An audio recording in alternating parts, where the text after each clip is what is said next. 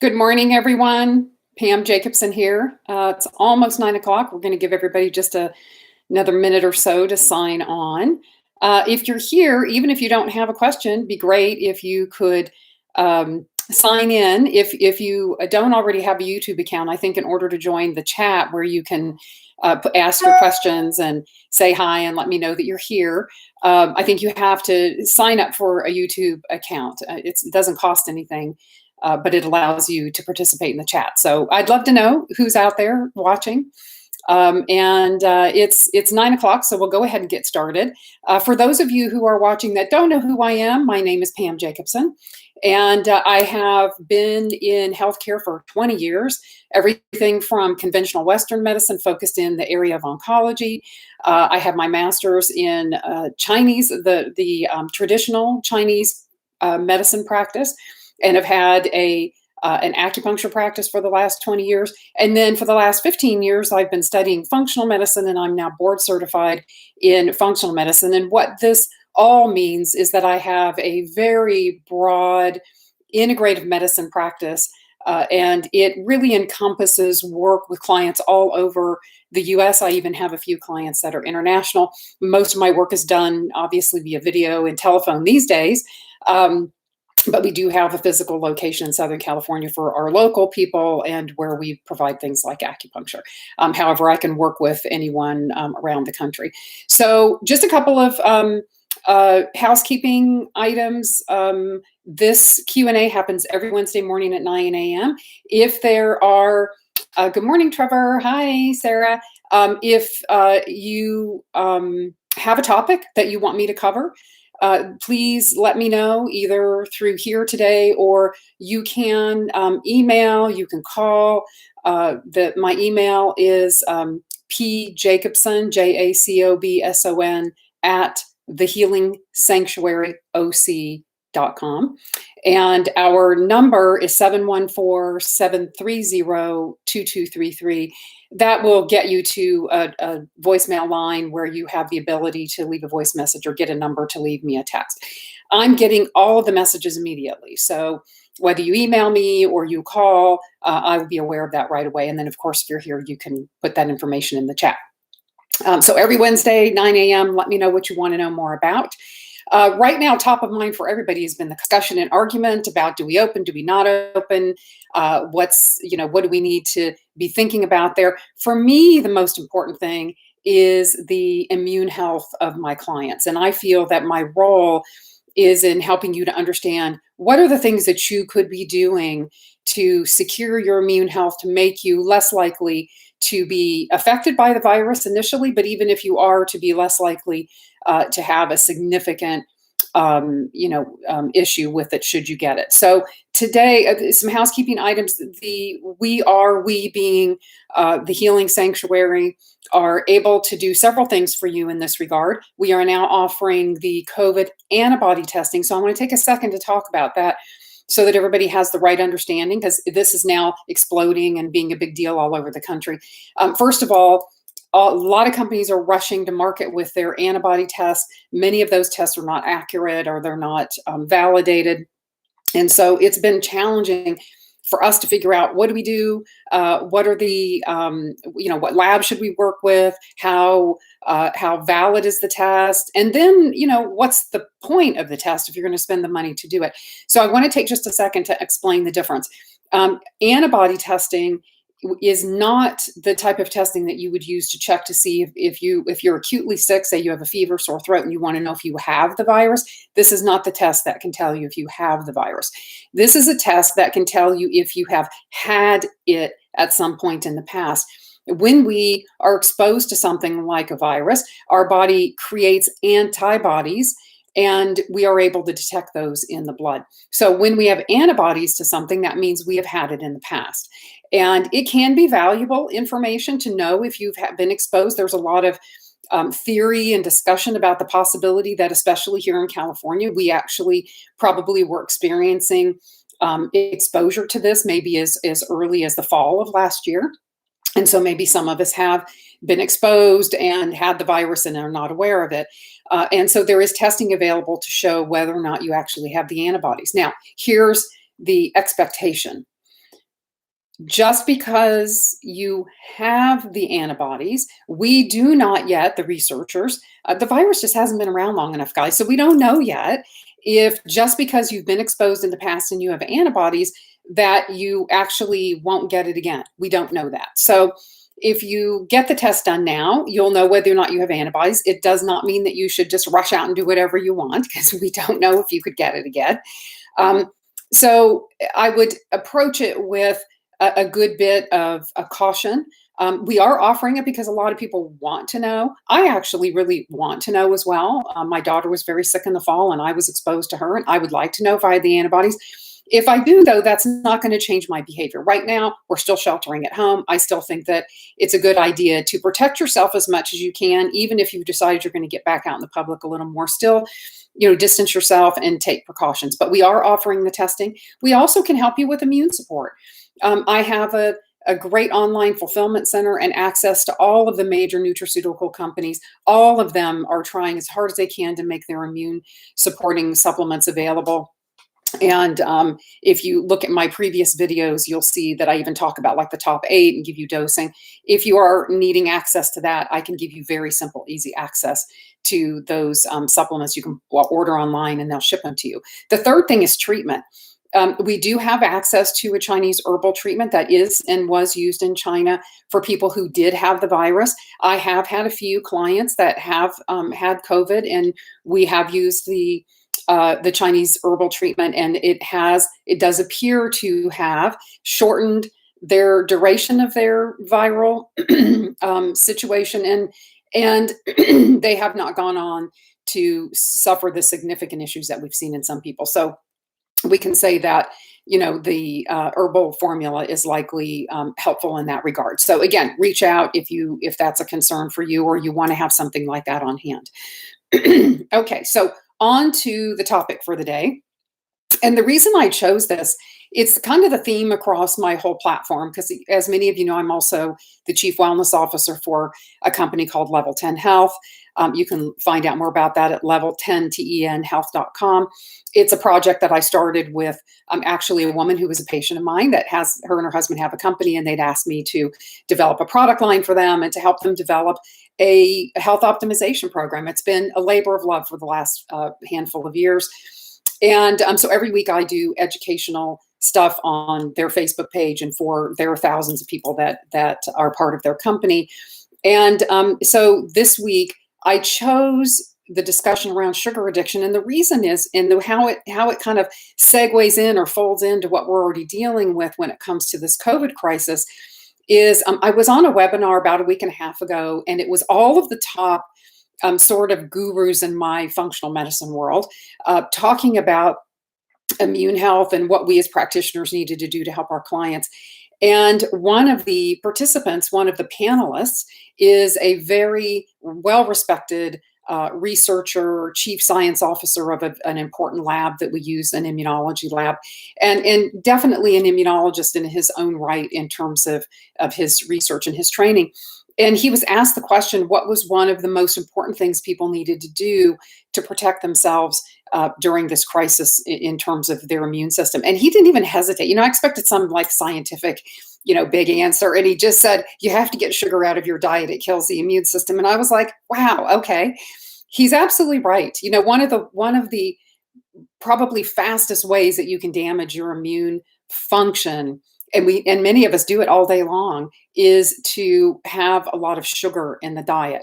And I think what most of us don't understand about sugar also is that it is not just sweet stuff like cookies and candy and cakes and the things that we think of that we know obviously are sugar, but it's the things that the body also converts to sugar quickly, things like dairy and grains and starches, boxed and bagged and canned, a lot of processed foods, pastas, breads, pastries. These are things that may not taste sweet, but once inside the body quickly converts those to glucose or sugar. And glucose is a major energy source for the body and especially for the brain. However, it's really important that we modulate our daily diet so that we are not dysregulating or unbalancing that really important kind of glucose balance. When we do that over time, that becomes a disease process. Type 2 diabetes is an example of that. Some of you have heard of insulin resistance, which is sort of the precursor to diabetes. This is, in cholesterol issues, which, we know lead to cardiovascular disease. These are all blood sugar dysregulation issues. So very, very important that we manage our blood sugar, and we do that through proper diet, exercise, and stress response management. So the components of kind of a healthy, optimized baseline. But today, what I promised was 3 easy steps. Now, when I was reviewing the title, being ready to turn this live, I thought maybe I should have said 3 simple steps, not necessarily easy steps, right? Kicking the sugar addiction, I'm not going to just sit here and pretend like it's easy. It's not. I'm human. I have all the same issues you guys do. I just happen to have been working at this for a very long time, and I have to practice what I preach. I can't very well sit here in front of all of you and not do what I'm asking all of you to do. So I'm going to give you 3 key things. They're not necessarily easy, but they are relatively simple. And I think they're things that you could, especially right now when we all are micro focusing on our own health and looking for ways that we can do a better job there. I believe that this is one really important area that you need to consider. So number 1, don't buy it, right? That's super simple. It's really easy for me to make that statement. Just don't buy it. But it's the reality, right? Don't buy it. Especially now when most of us are sheltering at home, working at home. If you have it in your house, you are going to eat it, right? I can hear my name being called from the pantry, right? Come and get me the bag of chips. So when you're out, the little bit of time that we get to go out, right? A trip to the grocery store now is like, wow, what am I going to wear, right? So when you go, the way to avoid purchasing something is to go in with a plan, work the plan, and leave after you have finalized the plan, which means have a list. Don't stray from the list. Buy the things that you know are healthy. Shop the perimeter of the store. Stay out of the aisles, right? The aisles is where the boxes, bags, cans, processed foods are located. All of your fresh, healthy stuff is going to be on the perimeter of the store. Your vegetables and fruits and your clean, healthy meats, and the dairy section is on the perimeter. And I'm not saying you have to avoid dairy completely. I think cheeses, hard cheeses, and things like that in moderation are okay. I think you just have to be careful about, if you're a milk drinker, I would say that's probably something you need to reconsider. If you're somebody who eats a lot of dairy through the day, like yogurts, especially things that are already sweetened with fruits, you really need to reconsider that. So quickly, a diet that has very low sugar is going to be one that's 50 to 70% of your meal is a wide variety of vegetables. You keep your fruits to about 2 servings a day, no more than that. Fruit is sugar, guys, and your body uses that sugar. You eat it with the fiber, right? So eat the whole fruit. It slows down that sugar. But if you eat 10 pieces of fruit a day, you're getting a lot of sugar. So you want to eat your fruits whole, no more than 2 servings a day. 50 to 70% of your plate, any meal, should be covered with some kind of vegetables. Roast them, stir fry them. I don't care. Steam them, raw as a salad. Good fats, olive oil, coconut oil, nuts and seeds and nut butters, avocado, grass-fed butter and ghee. Make sure you're getting some really good fats in there. And that's what your meal should look like. If you're going to have a starch, rice or quinoa or potato, it should only be about 5 or 6 bites of the meal, right? And your in between is don't buy it, right? Go into the store with the list, buy what's on the list, and get out. Okay. So number 1. Number 2, I talked about it a little bit just now in terms of what the components of a low sugar diet would look like, but I want to hone in on protein and fat. So protein and fat are very slow digesting and are not turned into glucose. Fats in and of themselves are a very important fuel source for the body. And when you combine fat and proteins together, you can get really good stability for your blood sugar, especially the first meal of the day. Whether you eat breakfast or you're fasting and you don't eat until noon, whatever the case may be, your first meal of the day, the meal that breaks the fast for you, is important for it to be fat protein based.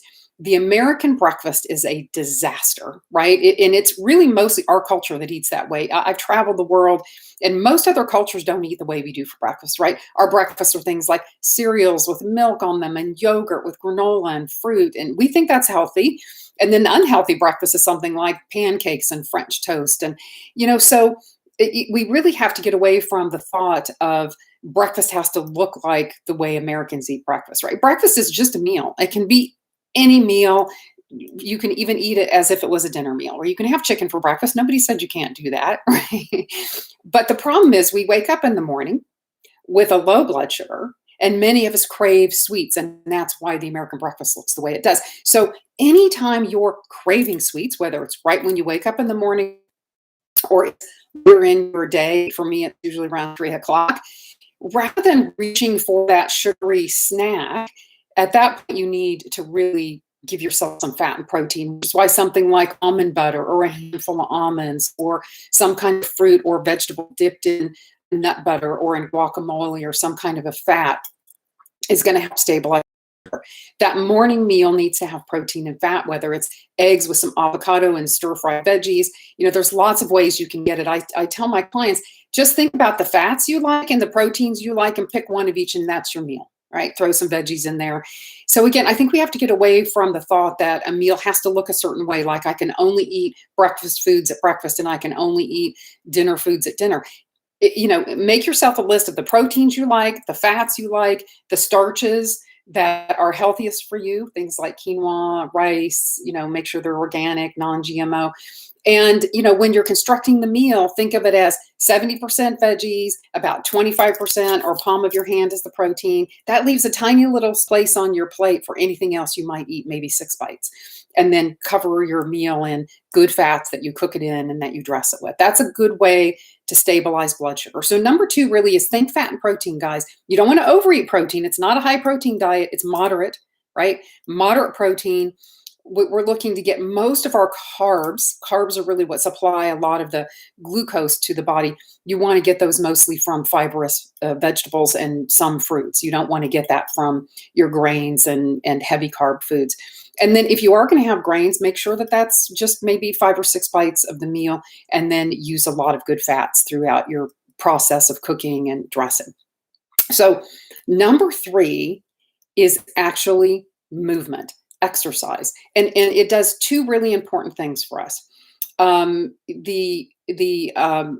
It helps to stabilize blood sugar. And in fact, when we look at training for type 2 diabetics, right, when we've got somebody in a diabetic program, one of the best things that they can do to manage blood sugar is to exercise every day. So we know that exercise is critically important to blood sugar stabilization. But it's also a great way to redirect. So again, when you're having a sugar craving, if you redirect yourself, first eat a fat protein snack, throw a couple almonds in there, and then get up and move, right? Many of us at about 3 p.m, we're probably sitting at a desk, or maybe we're driving to the next appointment, but we're generally doing something related to our work, or maybe we're at home, prepping for our kids' return from school, whatever it might be. You need to redirect. So this is a good time to take out a minute or 2 and move your body, and that can be in any fashion, right? Jump on a rebounder that you keep near your desk, go out and walk around the backyard real quickly, up and down your stairs, do some squats next to your desk. If you're at a place where you could take a class, do a class, turn on a YouTube video for yoga, whatever, but redirect. I'm telling you that if you do these things consistently, for a period of 4 or 5 days, really, that's really all that it will take, 4 or 5 days, you will start to have a decrease in those sugar cravings. And within a couple of weeks, sugar in your life will be a choice, not an addiction, right? I know that when I've gotten off track and I start craving sugar, if I would literally reconstruct my day to have access to sugar, make a U-turn at the light to go back to Starbucks to get that sugary thing, I know I am completely addicted. So I focus for the next 4 or 5 days on not allowing that to happen, right? Fat and protein snack with me all the time, making sure I move and redirect myself every time I have a craving. And within 4 or 5 days, that starts to settle back down. And I notice changes even right away in my belly fat. and my body composition, and I stop having those significant cravings. So for those of you who are sitting out there going, "There's no way, I'm such an addict. There's no way I could do this." I'm here to tell you that you can, and it actually doesn't take that long. It just takes being dedicated to the process. So let's review real quickly. Number one, don't buy it. Stay out of the aisle, shop the perimeter. Have a plan when you go to the grocery store.